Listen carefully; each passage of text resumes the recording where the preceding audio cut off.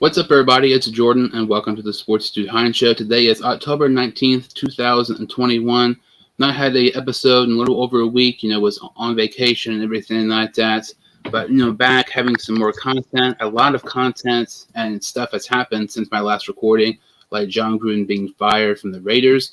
Alabama surprisingly losing to an unranked opponent for the first time in 100 games, playing against the unranked opponents. There's lots of, storylines to keep up with. And for today's episode, I am joined by Tony Gazza. How you doing today, Tony? I'm doing good, Jordan. How about yourself? Doing really good. We have a lot to talk about with the NFL. WWE, AEW, the NBA is back tonight. I'm not really, too big in the NBA like I used to. Lots of intriguing storylines there, with Kyrie Irving, the whole, vaccination situation. You talked about, just a minute ago, Ben Simmons is suspended for tomorrow's game. We'll get into that in a little bit. But, yesterday there was a very, very good game on Monday Night Football with the Buffalo Bills taking on the Tennessee Titans. And, the Buffalo Bills ended up losing this game kind of surprisingly to the Titans, 31-34. It was 4th and 1, and they were around the 5 or 6 yard line. And Buffalo had the ball, and instead of selecting to kick a field goal, to more likely take this game to overtime, they let to go for it on 4th down. They have a quarterback sneak with Josh Allen, who, throughout this game was just absolutely phenomenal, proving he's one of the best quarterbacks in the league. They are unfortunately not able to, get the 4th and 1 conversion, and the Titans end up winning this game. I've seen lots of people say, the Bills should have kicked the field goal. I feel like it's just one of those situations where if they would have got the first down, that was a great play call, but since it didn't happen, people are complaining. Personally, I absolutely love the aggressiveness from Sean McDermott and, Brian Daboll, the offense coordinator of the Buffalo Bills. I've said this before, I'm always going to go for it on 4th down or kicking a field goal to tie it. Like I would be that type of aggressive person. I do that on Madden. I mean, I go for it on my own 20-yard line on Madden on 4th and 12. Like I'm going to score points. I think this was a great decision by the Buffalo Bills. Obviously, it did not work out overall. This is one of those situations to me I kind of feel like where the better team didn't win. The Titans were very inconsistent at times, but I feel like the Bills, despite losing in their 4-2, the Arizona Cardinals are the only undefeated team right now. And, there's several 5-1 teams like the Cowboys, the Buccaneers, the Ravens, and a couple other ones. But the Bills being 4-2 and full control of the AFC East in their division, this also I don't really think affects them a ton. I think it was the right call, and I really like the aggressiveness by Buffalo. Ultimately, I knew they ended up losing, but I love the aggressiveness in the play call by Josh Allen, Brian Daboll, to prove like they're not scared to lose. They're going to take chances. Improving while despite losing, this Buffalo team is still one of the better teams in the NFL. Right. And it's go big or go home, right? So, like you said, if they convert, they're heroes. If they don't, they're zeros. And you live with it. And, could have tied the game going to overtime. But what if you lose in overtime? What if they get the ball? They march down the field, score a touchdown. The end result's no different. So for them to be aggressive, take the shot, what do you have to lose? The game, right? But at the end of the day, that's showing that you have balls and you have confidence in your team to go for it. And you have Josh Allen, 6'7" guy, 230, easily convert that. But, hey, he didn't, and then it's unfortunate. But you got to live with it, move forward, and look forward to next week. You just can't be, moping about it. You got to live with it, and it's not a blowout game. Yeah, it sucks to lose close games and blowouts, but you got to look at it. There's only a field goal, man. So if you convert and you score a touchdown, you win the game. At the end of the day, I don't see what the whole hoorah is. Everyone just like last week with the whole Cincinnati Packers game, we should have lost that game, man. No doubt about it. Mason Crosby had one of his worst games, I'd say ever. And you guys had your chance to win the game, and you guys didn't. We ended up winning a game we should not have won. You guys have to live with it, and we got lucky. It is what it is. I don't see why people go, so deep into the murky waters when it comes to wins and losses. It is what it is, man. Just like Deontay Wilder, he took the loss like a champ. He said, "Hey, I gave it my best, but it wasn't good enough." So, hey, it is what it is. Like, he lost. That's it. I mean, and you mentioned, the Packers Bengals game. I mean, that game just absolutely sucked. It was one of those situations. I mean, it was going to be a good game, towards the end, and it was one of those games. Neither team should have ended up winning because it was just both absolutely sucky. The Bengals had multiple opportunities to, win the game. In a typical Bengals fashion, we end up, screwing up and losing. We bungling up like we always do.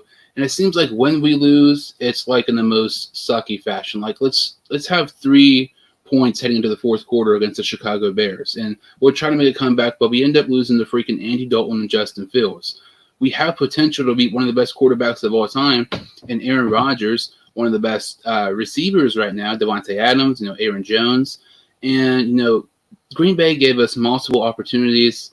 Obviously, I mean, you're happy with the, win in Green Bay. I was just ticked off because, I've seen people say, oh, that Devontae Adams catch, that wasn't a touchdown, or the ref screwed us.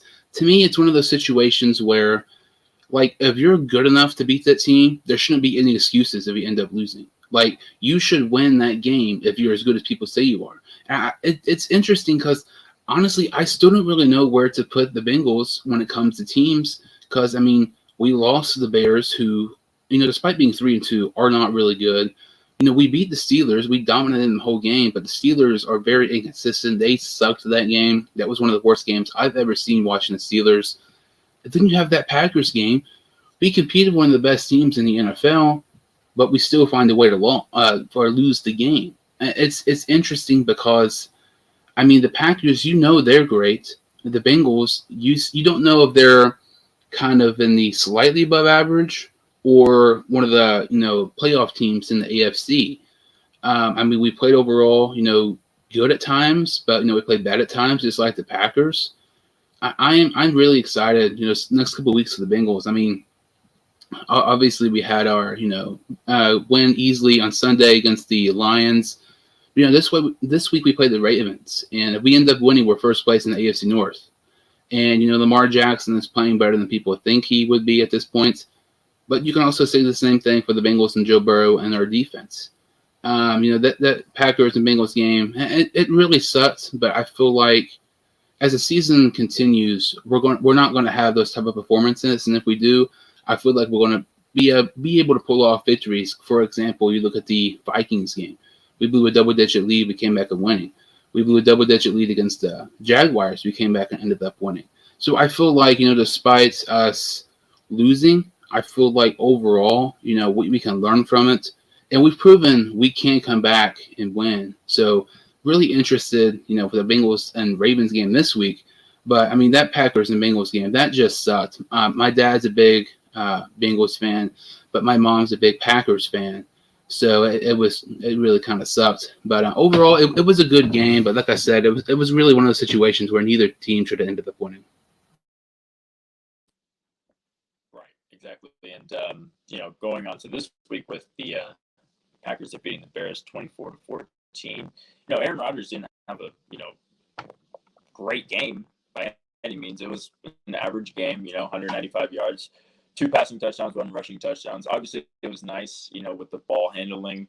We split carries amongst Aaron Jones and A.J. Dillon, which A.J. Dillon's a beast. I love that guy, man. I mean, I love J-Dub, Jamal Williams, but I'd rather have A.J. Dillon in the backfield with Aaron Jones. That's deadly, man. So they split carries. Aaron Jones, 13 carries for 76 yards. A.J. Dillon, 11 carries, 59 yards. And then, hey, look at that, Aaron Rodgers. 7 carries, 19 rushing yards, and 1 touchdown. So, it was effective all around. We passed the ball. And like you said, Devontae Adams, best wide receiver in the NFL, in my opinion. If not, he's definitely top 1 to 5. You can't deny that. So, I think, overall the Packers going into week 7, 5-1. I mean, it's huge. I mean, we're doing better this time than we were last year. So, I mean, I'm confident. I have faith in your Bengals. I mean, you got a tough task in Lamar Jackson and the Baltimore Ravens. But with all that being said, I think Joe Burrow is one hell of a player. You guys have the talent around him to do it. Just got to get it done, man. You got to stop that Ravens run defense, man. Got to stop it.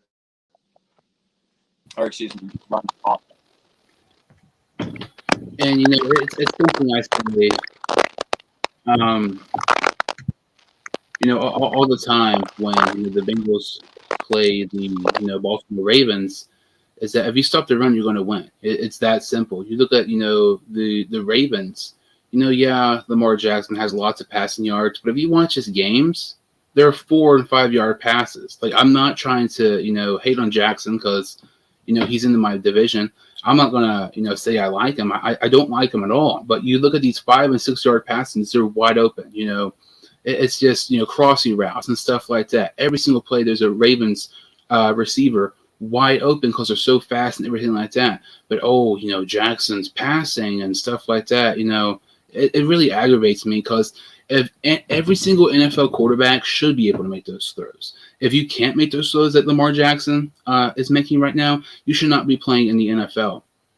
So, the Bengals game, against the Ravens, it will be interesting this week. But, with this, win this past week against the Lions, the Lions are the only team in the NFL that does not have a win, I believe, which is just kind of weird. Because, honestly, I think the Lions are much better than people think.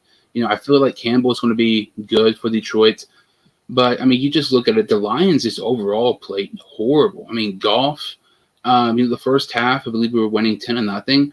If they just had any other quarterback in the league, aside from Jared Goff, I feel like this, could have been a one-possession score at the end of the half. Or maybe Detroit would have ended up, leading heading into the second half. I mean, their, offense was just horrendous. But at the same time, you don't know if it's about their offense sucking or a defense just playing that good. 34-11. Burrow had a couple of bad plays, but overall, I thought it went really, really well for us. He found Chase a great deep ball to end the first half. It's interesting, and we had 34 points, but Tyler Boyd, in my opinion, one of the most underrated receivers in the NFL, still only had 7 receiving yards. I mean, if we're able to get him more involved with the offense, who knows how good this offense can really be. That was a very impressive win, despite, a team who's not really good. But we're coming in, lots of momentum, going into Baltimore this week. There's a couple of nice, matchups. These games results this past week in week 6. I mean, there was the Bengals, obviously improving to 4-2. But there was also a couple of other ones. You look at Baltimore. They are coming with so much momentum right now. I mean, they absolutely humiliated the Chargers and Justin Herbert. I mean, they won 34-6. In my opinion, heading into that game, Justin Herbert was a top 3 MVP candidate. They made him look like Andy Dalton in the playoffs. Like, it was just bad. I had Herbert on my fantasy team. Did not really get many points there. And I mean, this Ravens defense is legit. I mean, you look at this Chargers offense heading into this game. They were one of the best in the NFL, holding them to just 6 points. And it's one of those situations. You look at the Baltimore Ravens. If they don't kill you with their run offense, they're going to kill you with their defense. And their defense has proven at times that even if their offense is inconsistent, that their defense will bail them out. I mean, as scary as their offense is and be able to stop the run against Baltimore, their defense is just as scary. I mean, giving up just 6 points to Justin Herbert, that is absolutely insane. And you can make a case right now, and I would honestly say it's probably true. Justin Herbert's has had a better season so far than Joe Burrow. And you look at the Bengals, they have better offensive weapons than the Chargers, but overall, I feel like they're kind of, in the same tier with the Bengals and the Chargers. There's not a huge drop-off in between those two teams. So, I mean, the Ravens humiliated the Chargers. Imagine what they're going to do to the Bengals. It's going to be interesting. I feel like this game will be closer, though. Our run defense is much better than it has in years past. And like I said before, they're giving the ball to Jackson more. They might be this 5-6 yard passes, but they're not running as much of what they used to. Our defense is very improved. This is our best defense in several years. Another game here is very, very interesting. Despite being undefeated, I feel like this was probably the most surprising game of the week. The Arizona Cardinals, they did not have Cliff Kingsbury in this game because, he was, contacted to the coronavirus. They had interim head coach Vance Joseph. He was their head coach in this game.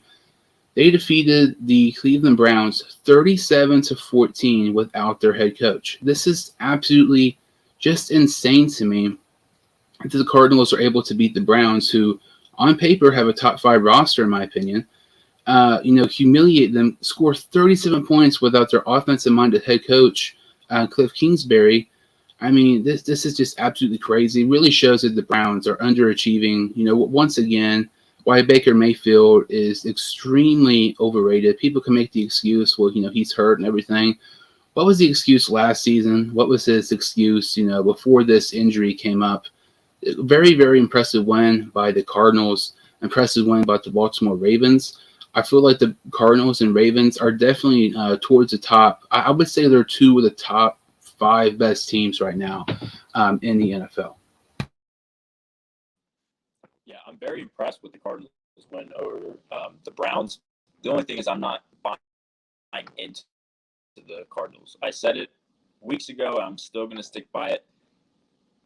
I just don't see them as a threat to teams such as the Packers. It's just, for me, I don't worry about it. I sleep good at night. I'm not worried about Kyler Murray because I think that the style of play is unsustainable. I mean, this guy's running around like a madman on the field. Some weeks he, brings it down a notch, but other weeks there's times I'm like, oh God, that's an easy pickings for the Packers defense, man. You let one of the Smiths bros, or you let Adrian Amos or Jair Alexander get one of those balls, you're done, man. And my mouth is watering at the fact that they play such sloppy style of football. It's got them undefeated, but is it sustainable? Well, that when you playoff games, that's the serious contention.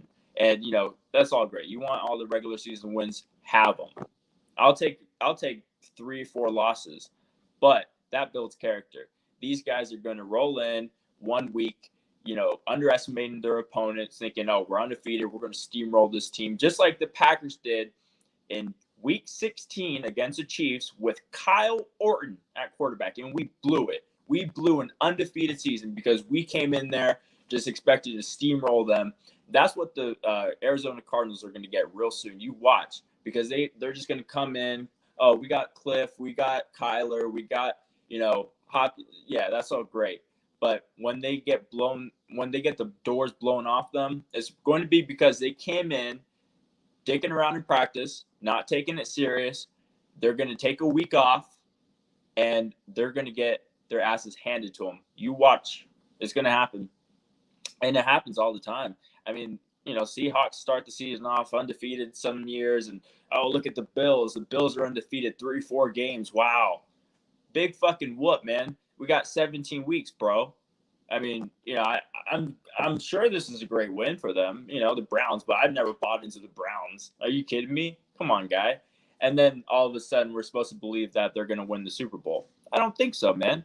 I'm sorry, but last time I checked, you have a coach that hasn't proven anything in the NFL. Last time I checked, you have a quarterback that has done 0. And all of a sudden they're heroes? No, they're not. They are in over their heads. They're going to come in and get smashed. And, I'm sure that there's teams like, honestly, I would, in a game with the Cowboys versus Cardinals with their rosters stacked up against each other, and I would like the Cowboys in that game. I would like the Packers in that game. I would like certain teams over the Cardinals because they're great on paper, undefeated. Wow. But I'm not buying it 1 minute. And, I kind of feel like, how you feel with the Cardinals is how I feel with the Ravens. You can be 5-1, you can be 6-0. All that's great in the regular season. But, Lamar Jackson did get his first playoff win last season, but Let's be real. He sucked that game. He looked like Andy Dalton in the playoffs, and how I just mentioned a few minutes ago, how their defense bails them out in games. That was a perfect example that Baltimore's defense bailed Jackson out, but nobody cares. He got his playoff win, so let's congratulate him. And how you're talking about the Cardinals. Okay, this winning in the regular season. Until you do stuff in the postseason, nothing really matters. That's my thing with Lamar Jackson, and I've said it before the season started. After Josh Allen had that massive contract extension, I was talking and I said there was talks about Baker Mayfield and Lamar Jackson being paid similar to or even more, and to me it's just laughable. Mayfield should not even be in that conversation at all. And Lamar Jackson, to me, really should not be in the conversation at all either. What has he proved in the playoffs? I'm not trying to sound like a Lamar Jackson hater. I am at times, but I'm just being honest. Lamar Jackson in the playoffs, until he can prove that he's, good in the playoffs, this regular season, streak that he's on, I know he's playing great, doesn't really matter. And it's basically what you're saying with the Arizona Cardinals. They're playing in a very tough division in the NFC West. This division is hurt right now with Russell Wilson, and this 49ers team has had some injuries with Jimmy Garoppolo. Trey Lance is hurt. More than likely, Garoppolo is going to get the start this week. But when healthy, this is probably the best division in the NFL. I would say at least top two. And you obviously have the Rams. They did beat the Rams in an impressive victory. But they still had to play a bunch of these great teams in their division twice a year. So I feel like the Cardinals are one of the better teams in the league, but I don't know. I feel like you said the Cowboys, you'd rather have them than the Cardinals. I probably think I would too. And the Cowboys nearly lost to the Patriots this past week, but they also nearly beat the Buccaneers in the season opener. Dak Prescott is playing out of his mind to come back from a season-ending injury last season. You wouldn't even know he was injured. That's how good he's playing. And it's just really crazy. Some of these teams you expect to be good, some of these teams you expect not to be good. Being a Bengals fan, I kind of expected us to be in this 3-3, maybe 4-2 area. You look at the Browns. I mean, they are last, in the division, I believe, right now, which is just absolutely crazy. And it's really interesting. I've seen, Browns fans talk about, Baker Mayfield is better than Joe Burrow. That could be not further away from the truth. Like, that is just biased 100%. Baker Mayfield is better acting on TV than he is, as an NFL quarterback. The acting on TV is going to have him, it's preparing him for his future career in acting, because the way he's playing, the amount of talent he has in the NFL, he should not be playing this bad. I mean, I could be ranting on about the Cleveland Browns. I mean, I want them to suck, but they shouldn't be sucking. For instance, look at Odell Beckham Jr. I've said it on this show when we talk about most overrated wide receivers in the NFL. Number 1 and number 2 are Juju Smith and Chase Claypool. Number 3 is Odell Beckham Jr. That's not even close. He has 21 straight games without 100 receiving yards. That is insane. And in that 21 game span, he has just 3 touchdowns. In 27 games with the Cleveland Browns, he has just 2 games with 100 receiving yards. In 27 games, I believe he has just 7 touchdowns with the Cleveland Browns. But we're supposed to act like this Browns team is so good. Honestly, they're one of my favorites in the AFC heading into the season. But when Baker Mayfield at times even looks worse than Ben freaking Roethlisberger, who, I mean, at this point, barely, I mean, he's going to have to be in a wheelchair soon. He's getting so old. And you have, Odell Beckham Jr., who's constantly hurt, but when he's healthy, I feel like he's more of a distraction to this, Cleveland Browns team. The Browns are definitely, in my opinion, you can say the Chiefs, which, would make some sense. But I feel like the Browns are definitely one of the most disappointing teams right now, and they have to get rid of Odell Beckham Jr. He's more of a distraction to this team. Trade him for, pretty much anything just to get his contract away. And until you get him away, I don't think this, Browns team can hit its full stride. It's not a coincidence that after Odell Beckham's season-ending injury against the Bengals last season, after that game, that's when the Browns got in their hot streak. They have to get rid of him if the Browns want to compete, not in the playoffs and just in the AFC North in general. Yeah, the honeymoon with Jarvis Landry and OBJ is done. It's over. Divorce it. Get him out of here. I don't care how you do it. get him off the books. Call Magic Johnson if you have to, because Magic did a great job in LA getting contracts off the books. So you need help, call him. But right now in Cleveland, it's a mess. It's a disaster. I mean, going into the season, I was like, wow, look at that defense. Jadeveon Clowney, Myles Garrett. I mean, they're stacked on defense. Their DBs are dangerous.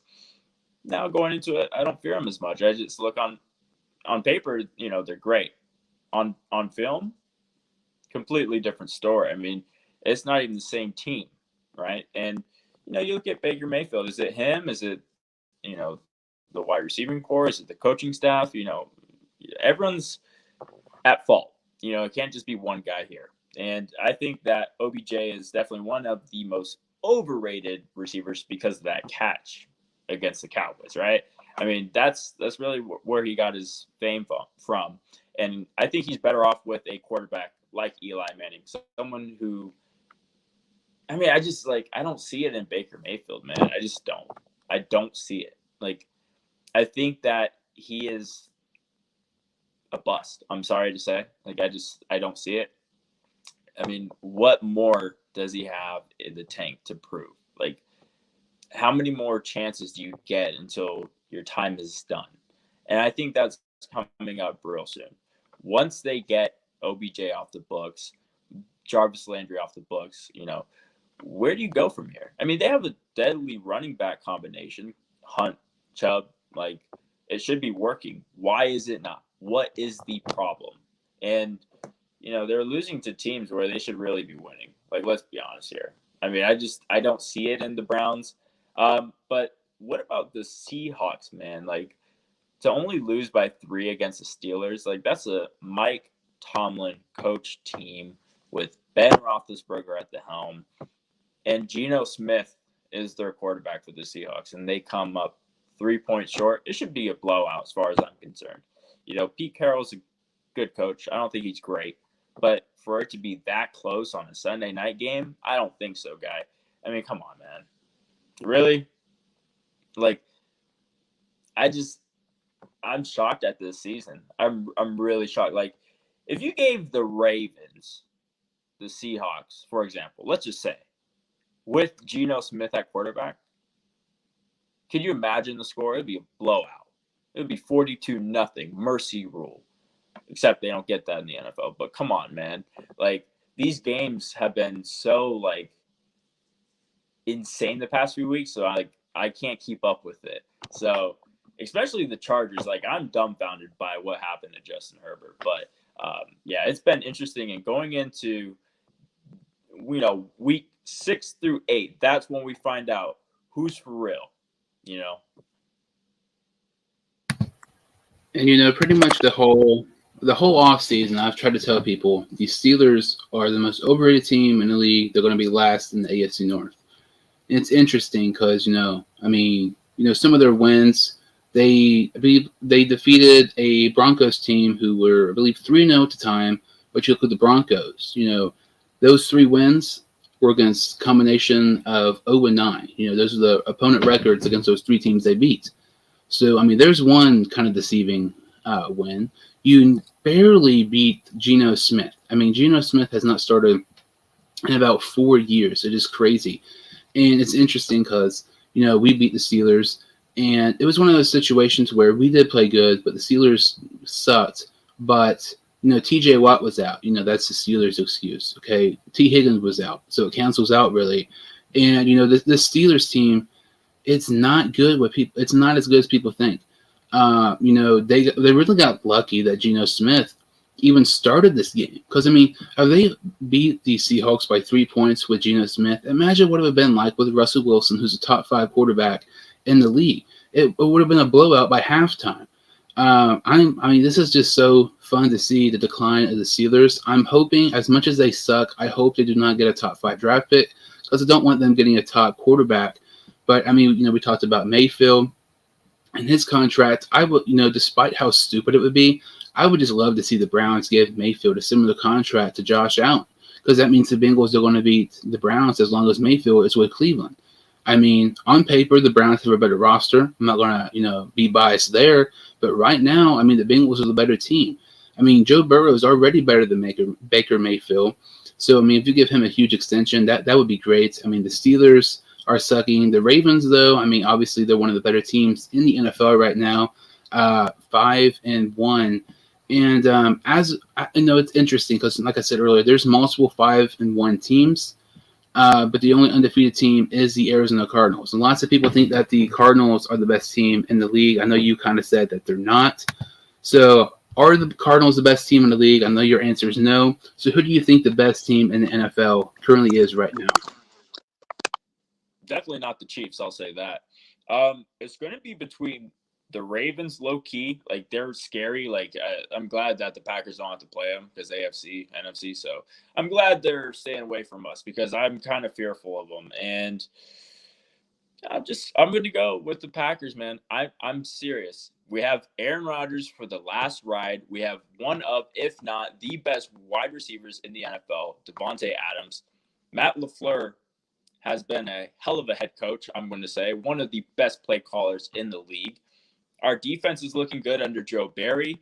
You know, first couple weeks, especially with New Orleans, it looked scary. But they've improved steadily but surely.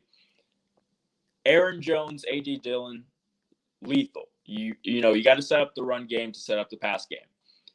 Aaron Rodgers has weapons. Robert Tonyan, we got to get him more involved in the red zone, but we'll get that done. He has Marquez Valdez-Scantling, Randall Cobb, you know, obviously Devontae's number one. I'm confident in our offensive line. We get David Bakhtiari back, which is going to solidify our line. Elton Jenkins can slide elsewhere. Obviously, Myers went down, which is concerning anytime the anchor of your offensive line goes down, but I'm sure he'll be back. So maybe we could slide Elton Jenkins there, Lucas Patrick to guard, David Bakhtiari at left tackle. Right side's fucked, but we'll figure it out as we go forward. But I'm going to say Packers. I think that we go to the Super Bowl this year. Aaron Rodgers, last ride in Green Bay. He wins his second ring. I'm putting it all on the line this year, man, because this is it. Like, I've been saying it's our year for the past 3 years. And it technically has been. We've been to the NFC Championship against the 49ers, against Tampa Bay Buccaneers. So, damned if I do, damned if I don't, right? So, we win any of those games, Aaron Rodgers is in his second Super Bowl. So, I'm going all in this year, man. All in. You know, it's interesting because, like I said, there's so many teams who could nearly be, undefeated, like the Packers. Obviously, that Week 1 blowout against the Saints, but that was clearly just a fluke loss there. That's one of those games where you're never going to see a Aaron Rodgers-led Packers team play that bad ever again. Like that's a once-in-a-lifetime type of game with Rodgers and the Packers. But the Ravens are up there, the Cowboys. With the Cardinals, I feel like they have probably some of the most impressive wins with the Browns and the Rams, but I don't know if they're the best team. To me, I feel like the Cardinals are definitely up there. My top three, I don't know if I have a top one. The Cardinals are up there. As much as I hate to say the Ravens are up there, just their coaching, making it to where Lamar Jackson just has simple, easy throws. Their defense, despite losing Matthew Judon and to the New England Patriots, and Marcus Peters is out for the season. Their defense looks somehow better than it was last year, which is mind-boggling. It makes no sense. And I feel like the Cowboys have to be up there. The Packers are up there, but the Cowboys, to me, I feel like I might say the Cowboys. I know the Cardinals have some very impressive victories, but like we just mentioned a few minutes ago, if the Cardinals played the Cowboys head-to-head, I would probably take the Cowboys. They're playing great in all phases of the game, special teams, offense. Their defense is phenomenal right now. But getting, former Atlanta Falcons head coach Dan Quinn as his defensive coordinator, Keanu O'Neal has been a big piece of their defense. Diggs has 7 interceptions, which is just insane. Think about this. You have Dak Prescott, who is, in my opinion, a top 5 candidate for the MVP right now. Elliott's picking up recently. Cooper, you have, some other guys as well. You have Lamb. They don't even have Michael Gallup back. Once you get him, who's one of the more, I feel like, underrated wide receivers in the league, their offense, can even be better than it has right now. So to me, I would probably lean towards more the Cowboys. But despite the Cardinals being undefeated, I feel like they are one of the better teams. But it's one of those head-to-head situations. Like I would probably have to say the Cowboys right now, just because if you stack them up against every single team in the NFL, I feel like they can beat just about anybody right now. And despite the Cardinals having some impressive wins over the Browns and the Rams, I don't know if they can beat the Ravens right now. I don't think they'll beat the Cowboys right now. Like you said, the Packers. I would probably lean towards the Packers if the Cardinals played them. So the best team in the NFL right now, I would probably have to say the Dallas Cowboys. which is hard to argue against. I mean, Dak Prescott has been playing out of his mind, like you said, coming off that season-ending ankle injury. I mean, most guys, let's be honest here, you put Ryan Fitzpatrick in that season-ending ankle injury, right? He's done right now. He's not even on the field. Like, he's still rehabbing.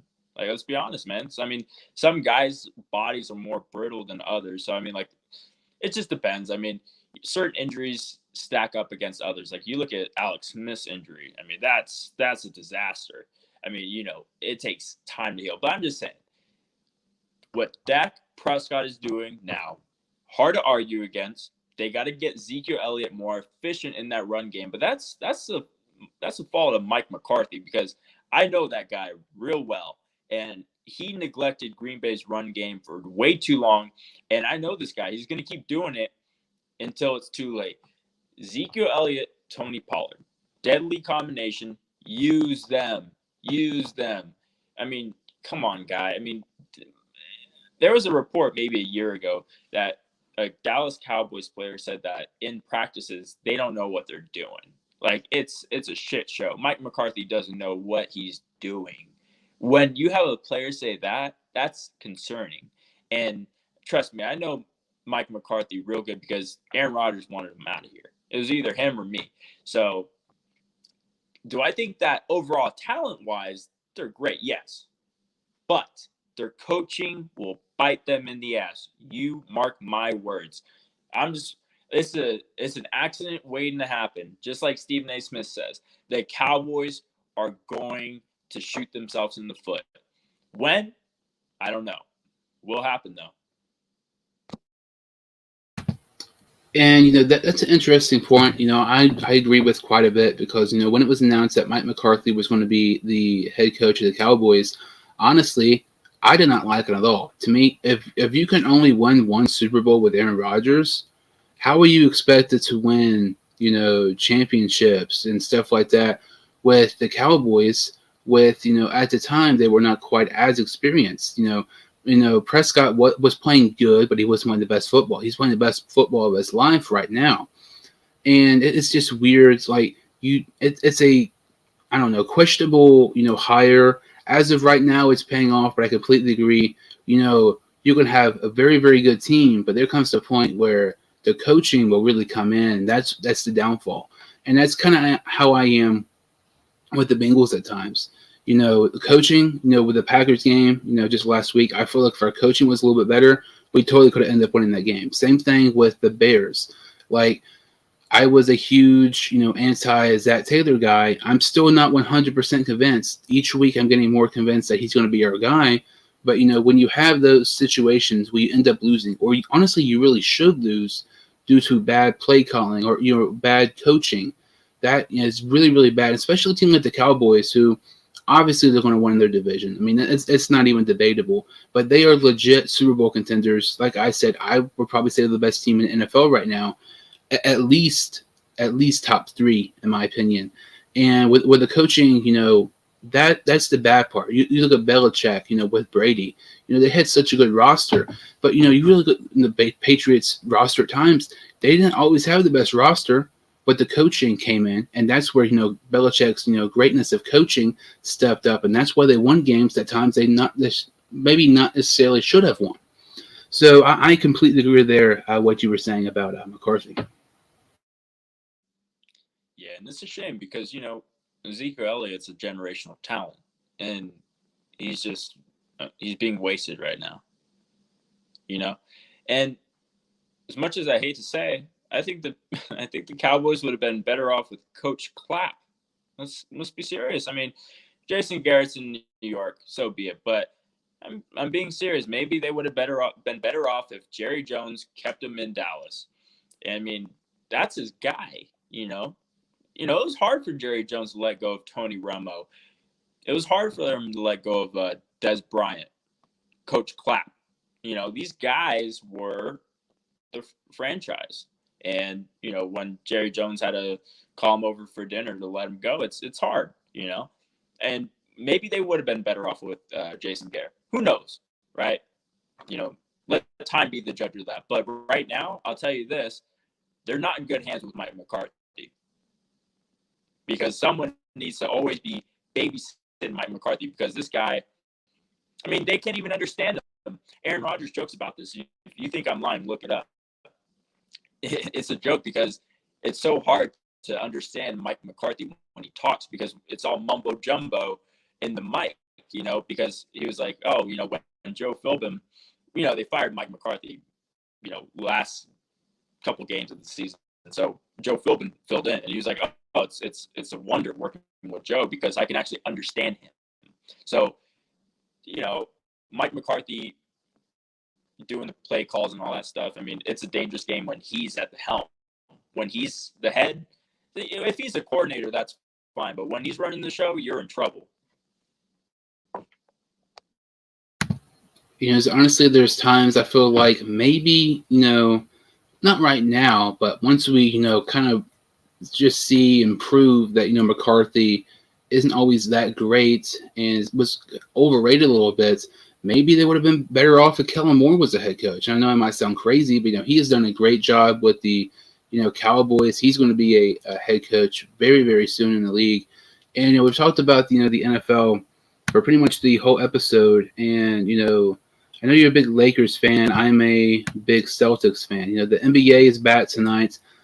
Like I said, I do not really pay attention to the NBA like I used to. But what are some of the top, maybe things to look forward to this season? Some of the top headlines that intrigue you the most in the NBA?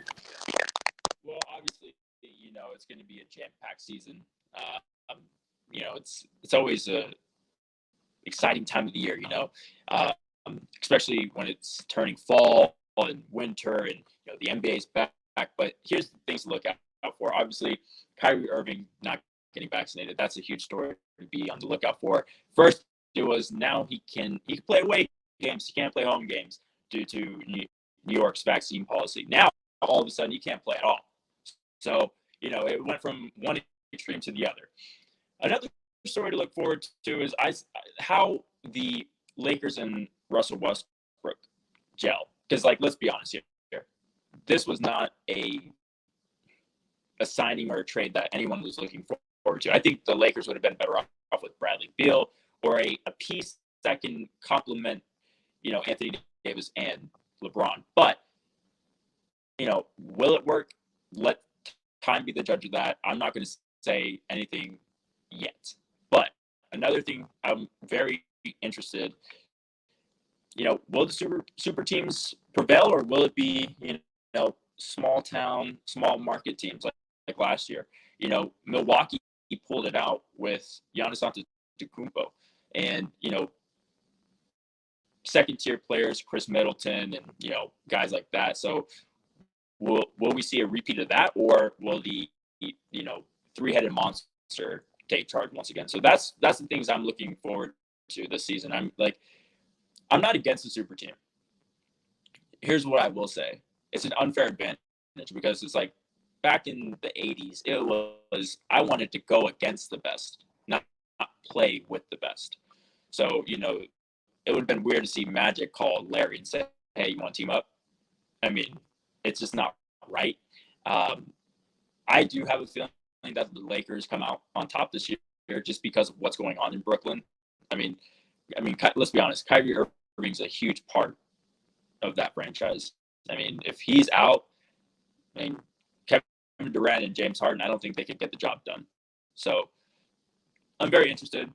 I'm not sure if the playoffs are still doing are they still doing that same thing? I'm not for sure.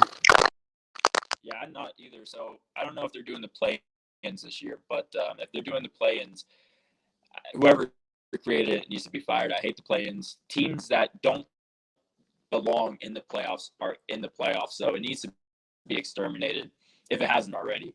But yeah, I'm excited, man. Hopefully Carmelo can get his first ring. Hopefully LeBron can get his while he can, because his time is running out. Because I don't think his championship window is open for much longer. Especially, you see the Golden State Warriors coming back full strength. I mean, Klay Thompson's going to be back coming off that torn Achilles. So, it's going to be one hell of a year. I'm not sure what's going to happen. I've just got to sit. It's going to be a long year. So sit back, watch the show, but it's going to be interesting, man. How about you? I know you're a Celtics fan, but you're not too involved in what's going on, but you still keep track. So how you feeling, man, about the NBA season? I'm a big Celtics fan. Well, not as much as what I used to be. I also like the Cavs quite a bit. I'm super intrigued by the Celtics' new coach. It was kind of a surprise that the Celtics ended up letting go of Stevens as the head coach role. I don't know how to pronounce their head coach right now, but the stuff I've read about him, he's very, very disciplined. Marcus Smart was suspended for a preseason game. I mean, that's something you don't really see often, especially a guy like Smart, who's one of the better players for the Celtics. Him and the coach had a talk, and they really understood and everything. Grant Williams, one of our players, was almost got into a fight. Was talking about the refs. Our coach immediately called a timeout, took Williams out. So he seems very, very disciplined. Like I said, I like the Cavs and the Celtics probably about the same. I just can't follow the Celtics like I used to. Back in the day, I followed them like a ton. They were making moves every single day. We know when they're rebuilding process. But the Cavs, to me, it's also a little bit intriguing. There's lots of reports. Maybe Colin Sexton will be traded. They traded Larry Nance Jr. to get, I can't remember the guy's name, from Chicago. I'd be a big, just another big guy for Cleveland. It feels like Cleveland has all the big guys right now. Jarrett Allen, they signed him to a huge max extension, which honestly is a bit of an overpay, because I feel like when you're a small market team like Cleveland, you have to overpay guys for them to stay in a small market team opposed to Boston or LA or something like that. But I'm interested in Cleveland, Cleveland and Boston. Like you mentioned, Kyrie. We kind of talked about before the show. Really interested with Westbrook and LeBron.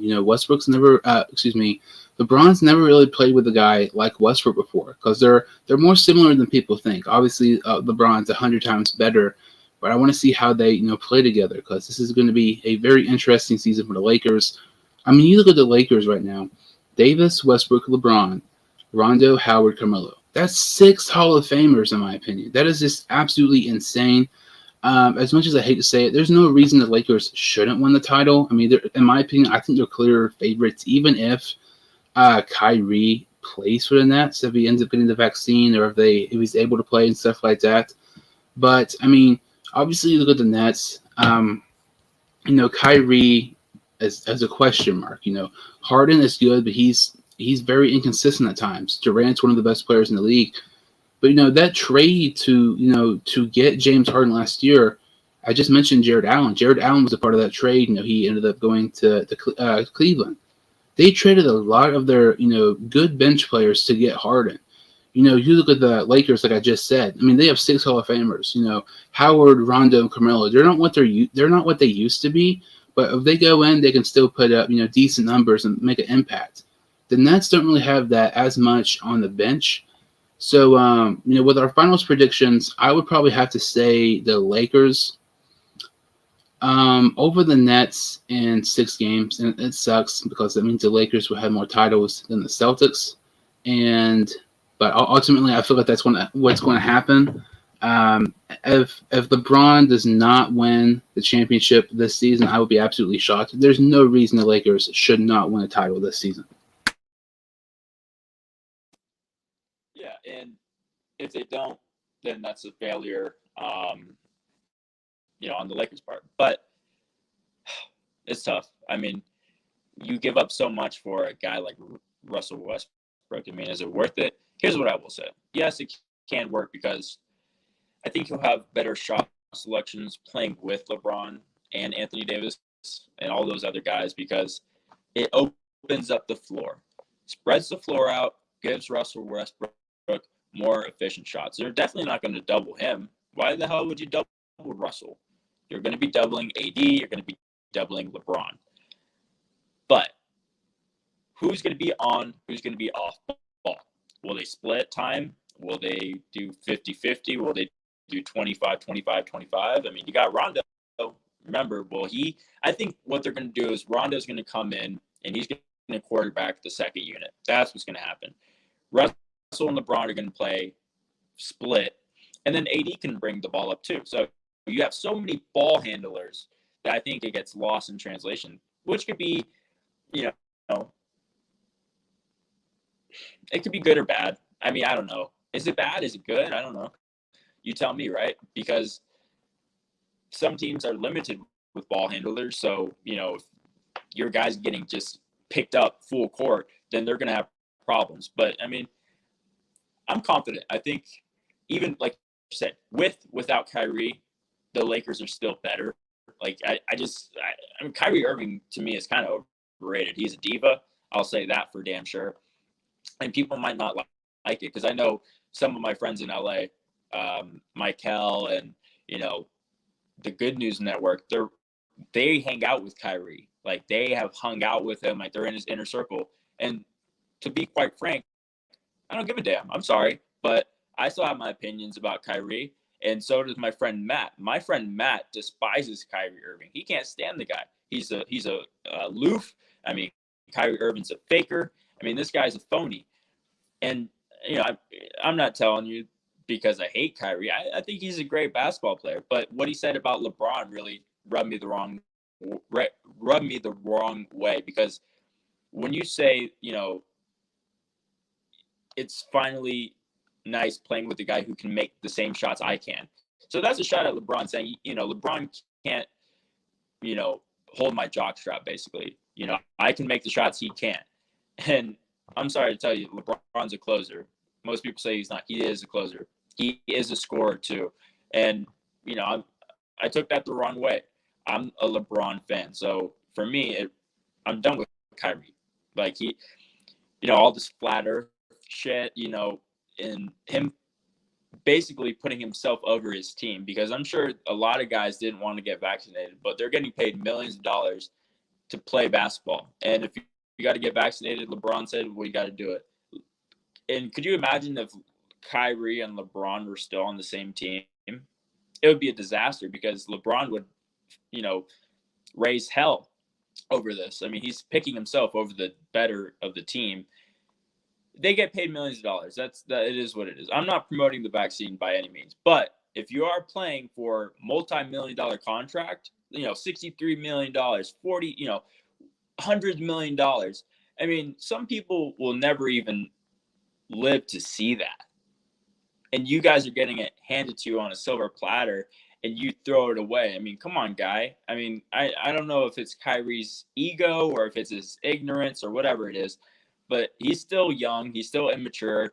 You know, I like Kyrie Irving because he's out there. You know, he is different. I'll give him that. But some of the moves he makes as a grown man, it just blows my mind. I'm like, you know, this is like child's play here, man. And, you know, it's interesting because I used to be a huge Kyrie fan. You know, I have his jersey and everything. When he was traded to the Celtics, I was so freaking happy because, I mean, at the time we had Kyrie, Tatum, Jaylen Brown, Smart, Al Horford, you know, so many other guys. Like Gordon Hayward. There was no reason that we should not have been at the finals. We know we haven't been in the finals in like a decade. That was easily the most, you know, underachieving Celtics team in years. And, you know, when he was traded to the Celtics, you know, he said he plans to re-sign with the Celtics. That did not happen, obviously. Last season, I believe it was, he was saying the whole city of Boston is racist. Mike, first of all, you say that you're going to re-sign and you don't. At that point, Celtics fans already despise you. And then you say the whole fan base is racist. And you look at after he went to the Nets, it seemed like there was times he purposely just did not play against the Celtics in Boston. And I mean, just some of the stupid crap. He was talking about how the Earth is flat and just like weird stuff. I mean, basically throwing away a possible max extension for not getting the vaccine. I mean, we're not going to be discussing if the vaccine is, good or bad or stuff like that. But to me, like, I just don't get why things like that. Ever since he's left Cleveland, he's been just such a freaking diva. I mean, you mentioned about him not wanting to play with LeBron. I mean, basically taking shots at LeBron. I used to love LeBron. Him going to the Lakers. I mean, the Lakers are the team I hate the most. I cannot like LeBron anymore at this moment. But to still talk about the best player in the league, okay, some people might not say he's the best player in the league, but one of the best players of all time, take shots at him when at times you were the one underperforming. And also something else, if you look back at the finals game years ago when they came back 3-1 against the Warriors, when the Warriors won, I believe the second game it was, or something like that, Kyrie took a last-minute shot, and he made some stupid excuse how he forgot how much effort it took into a shot. I don't know the exact wording of that, but if you go look it up, it's 100% legit. Like, he is just, the more you look at him, he's such a freaking diva. Like, he's a head case. If I'm a team, I don't want him. I especially don't want him with the whole vaccination situation right now. And I mean, it's just absolutely crazy with Kyrie because I used to like him, and now he's one of the players. It's something else. I believe there was something like he signed autographs for a charity or something like that. He declined not to do it, like sign autographs for charity. They go, "Are you freaking kidding me?" And I saw a tweet the other day, people trying to defend Kyrie, which is just laughable because he's became, I'm not going to say Antonio Brown of the NBA, but I feel like he's one of the most comparable players to Antonio Brown of the NBA. It's just crazy how I really used to like him. And just ever since he left Cleveland, it was like, boom, all of a sudden, I'm going to become a diva and be just absolute head case. Yeah, I don't know what has gotten into his head. I mean, Lord knows. I mean, maybe it's being away from LeBron, or maybe he's around the wrong people. Because, I mean, he's in some weird stuff, man. I don't know if it goes deeper than that, too. I mean, we're not going to go into this on the show, but I mean, people are into weird shit, man. So I don't know what he's into, man. But whatever it is, hopefully Kyrie's in a good, space in his life, But I don't wish anything against the guy. It's just, I'm sick and tired talking about that guy. Like, I'm done. Like, get him out of here. Like, God. Yeah, it's just crazy with him. The crazy that the NBA season, starts tonight. Both of us, kind of said that we picked the Lakers over the Nets in the finals. Should be interesting this season. And, one kind of, final topic here, switching gears to wrestling, AEW and WWE just this past week or two have been taking more shots at each other than normal. Roman Reigns, easily the top guy in WWE, saying that CM Punk's lost a step. WWE added 30 minutes of commercial-free SmackDown on Friday night to overlap AEW Rampage. It's interesting because, despite that, Rampage still beats SmackDown in that time slot, but overall, I mean, SmackDown embarrassed AEW Rampage by getting over 200,000 more viewers in the ratings. Also, Tony Khan said that Monday Night Raw sucks. I mean, there's just tons of stuff. And, lots of people are complaining that AEW needs to just, stick to themselves, not be talking about WWE. And to me, I really agree with it. WWE, I tried to watch Monday Night Raw last night. I recorded it, tried to fast forward some. It was just impossible to watch. AEW is much more intriguing. I feel like it's, the brand new toy that you want to play with. But after a while, it might get, stale and old. You might not want to watch it anymore. And with, AEW, it's like, they need to be sticking to their own thing. I mean, you signed CM Punk, you signed Adam Cole, you signed Daniel Bryan, and Rampage is getting less than 600,000 views. Dynamite is barely breaking the 1 million mark, and it's interesting because I've heard people say before, AEW is legit competition to WWE. That may be true, but my thing is, we kind of talked about before the show. Wrestling, the product itself, is dying. We've talked about this a couple of times. the ratings will never, ever, ever, ever go back to what it once was in wrestling. The viewership in wrestling will only decrease. And it's one of those things, how will AEW get viewership from people who, don't watch, wrestling? Why will somebody watch, AEW who's branded the wrestling over WWE when that's the proven company who's, been on for years and years and years? The majority of AEW fans are just, former WWE fans who got tired of the same old crap, the same booking week after week after week. So I feel like this whole thing with, AEW being obsessed with WWE, it's just, just stupid. I mean, occasionally I would understand it, but if the ratings are closer, I could get it. But, despite, nobody ever expecting AEW to sign all of these people, their ratings honestly still should be better than what they are. And it's like they are not even close to WWE's level of ratings. Obviously, in my opinion, the overall, show AEW is much better than, WWE. But AEW will never be bigger than WWE, in my opinion. It's hard for me to say that they're going to be legit competition when after all these signings, they're still just barely giving over 1 million people. Like it's crazy. Because with the wrestling product and viewership dying week after week and year after year, I don't see why people will watch AEW over WWE despite it being better. If this was 10 to 15 years ago, I think it would be much different. But I feel like just, WWE is always going to be this, top brand company. AEW may have its moments, maybe beat SmackDown or Raw once every now and then, but to say that it's actually legit competition, to me, I don't know. I kind of, at times I feel like it's competition, at times I don't. I just feel overall they just need to stop talking about WWE, stop being so obsessed, and make your product better. Because if your product's the best it can possibly be, that means more people will be viewing, Rampage, which has absolutely sucked so far. AEW Dynamite. So focus on your own product instead of talking about WWE. Because if your product's amazing, more people will view it. If you talk about WWE, that's going to get people talking, but at the same time, that's going to get people to view it less because they're sick and tired of you constantly talking about another company that has nothing to do with you. And it's just really aggravating that AEW just continues this trend of week after week talking about WWE for no freaking reason at all. Right, but I think it's good for business, right? I mean, they're competitors for a reason. If you look at anything in life, you look at cell phone companies, for example. Why do they always talk shit about each other?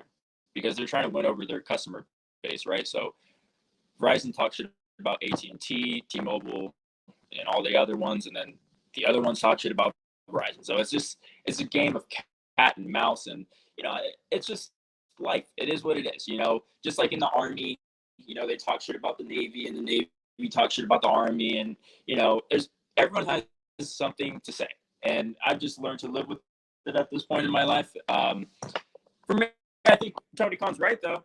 Monday Night Raw sucks. I mean, he's not wrong about that. But overall, I think WWE as a company will always be bigger than AEW. Like you said, AEW will have its moments, and they'll outbeat Raw. They'll outbeat SmackDown, even though SmackDown added another half hour, which is huge. I mean, wow. Another half hour. I mean, they're putting the Peacock money to use. How about that? But yeah, man, I don't see the reason for the shots being taken, but I do understand it because it's a business. Why does UFC talk shit about boxing? Because they're trying to win over the fan base. Why does boxing old heads talk shit about the young mixed martial arts? Because it's a competition. I understand. So I'm not taking it to the bank where wow, like it's war, but obviously AEW is just trying to be the young punks basically of the industry. They're coming in, they're bad to the bone, and I think that they have better products. Yeah, I definitely think they have better product than WWE right now. And I have no issues with the occasional jab at WWE or something like that. But at some points and just sometimes it gets very frustrating. And to me, I feel like if it's somebody, let's like Cody Rhodes, Jericho, something like that. If it's somebody who was a former employer of WWE, I would have no issues of them taking an occasional jab. For instance, with last summer with Jericho with the Demo God, I thought that was a interesting, creative, kind of like new, nickname. It worked out well. I thought it was, interesting. But other times, you look guys, for instance, look at Max Caster of the Acclaimed. He mentioned NXT, one of his promos the other day. Eddie Kingston's taking shots at WWE, even though I don't believe either one of those guys has signed contracts with WWE before. But I feel like, the occasional thing I have no issues. But when it's week after week after week, it just gets old. And Roman Reigns even said, in that interview, he even said, like, they're the little brothers to us, which, he isn't wrong, despite AEW having much better, product than WWE right now. I feel like, they're always going to be the little brothers to WWE.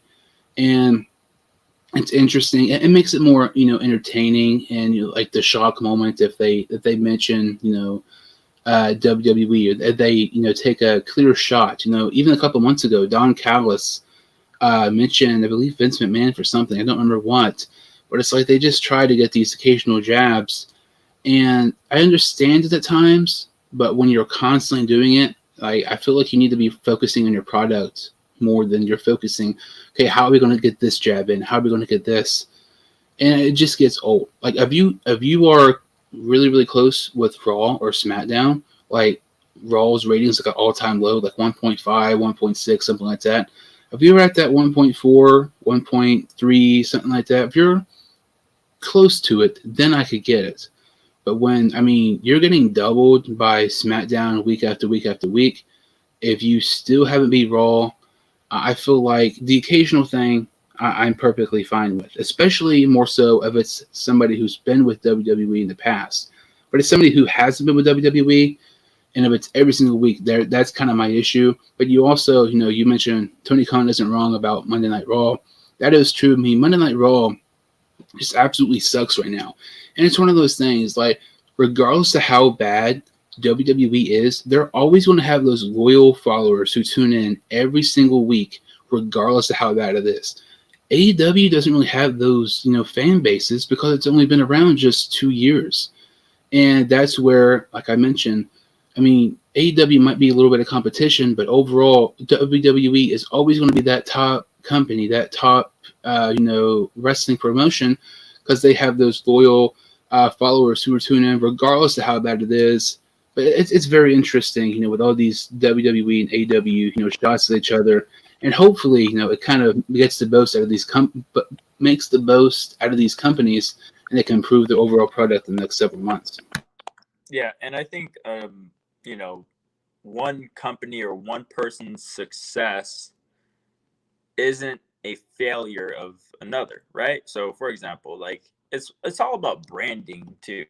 People forget, people are familiar with WWE because their parents WWF or whatever it is, and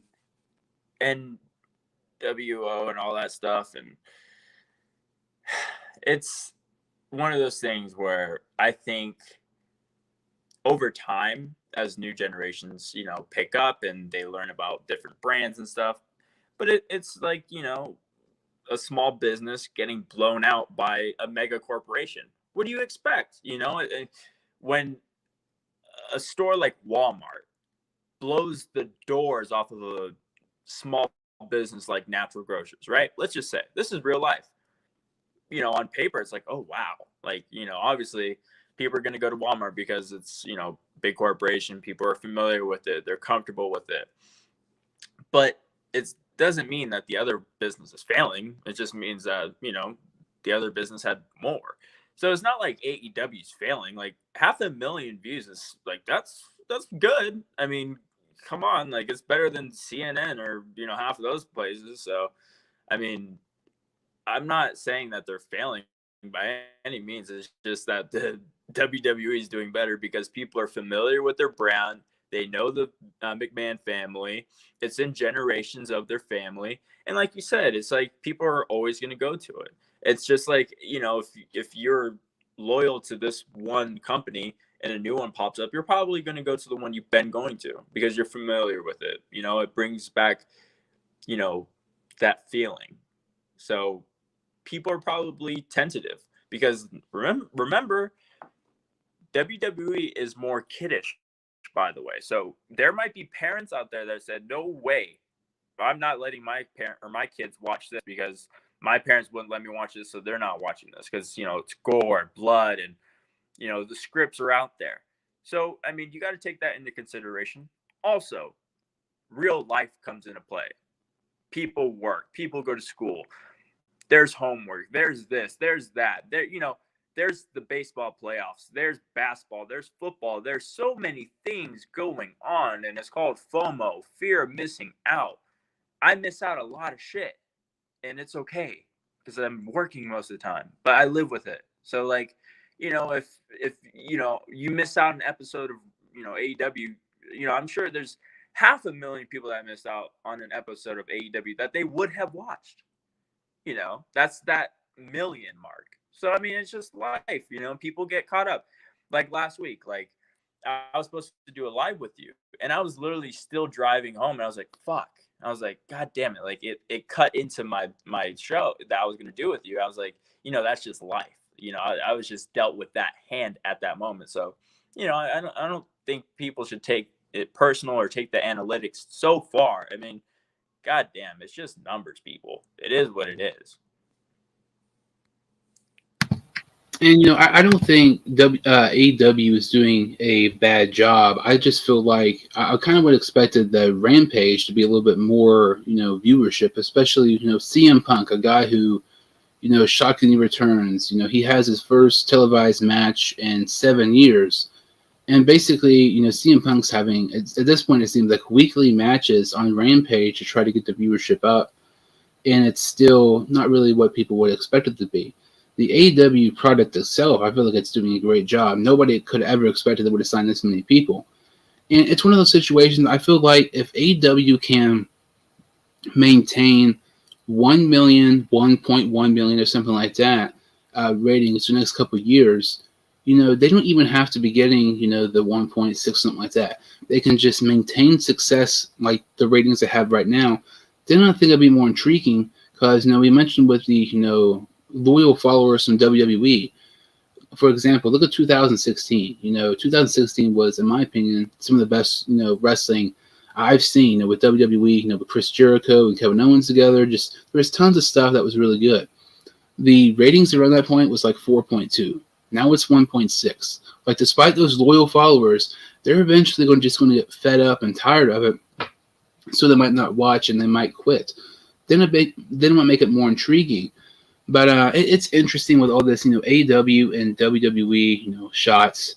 It can get irritating, but I feel like it's really intriguing. It can be entertaining, and hopefully, it can get the best out of both of these companies. We kind of wraps up on this episode. We kind of talked about, did the Bills make the right decision by going forward on 4th down? The Week 6 NFL recap. Who is the best team in the NFL right now? The NBA. Is tonight in our NBA Finals prediction, and WWE and AEW taking shots at each other. So, Tony, can you kind of tell some of our listeners who can follow you on social media? Absolutely. So, my sports page is on Instagram, Tony Gazza TV. My personal Instagram is Antonio W. Gazza. My YouTube channel is Tony G TV. I'm not on TikTok, not on any other platforms, no Twitter, no Facebook. So, only Instagram and YouTube. I try to stay away from all those other platforms because it's just, I go in deep on Twitter, man. You're in there for hours. So I just stay away from that stuff. But I want to thank you for having me on. I do apologize for last week. Like I said, life happens. You get caught up in stuff. But I appreciate you for always having open arms. And, anytime I'm going live, I'm definitely going to hit you up. I just haven't gone live, in like a week or two. So I'll hit you up when I do one, though. All right, that sounds good. Completely understand, you missing last week and everything. Really glad you're able to join today.